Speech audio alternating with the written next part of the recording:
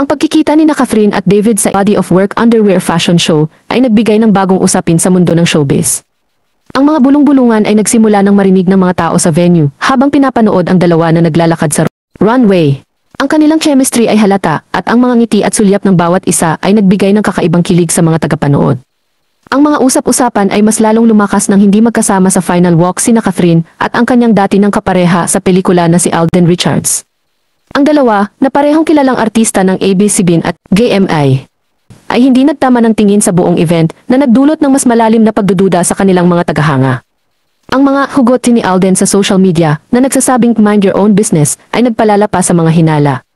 Ang ilan ay naghihinala na ang mga hugot na ito ay para kay Catherine, lalo na't may mga tsismis na nanligaw si Alden sa kanya, pero hindi siya sinagot. Sa kabila ng mga pangyayari, marami pa rin ang naniniwala na magkaibigan pa rin sina Alden at Catherine dahil ang kanilang mga tagahanga ay nakasanayan na silang makita na magkasama sa mga event at promo ng kanilang pelikula, Hello, Love, Again.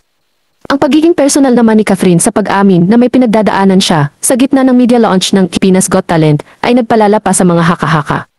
May ilang nagsasabing ito ay patungkol sa umano'y panliligaw ni Alden, habang ang iba naman ay naniniwala na may kinalaman ito sa kanyang rumored relationship kay Mayor Mark Alcala.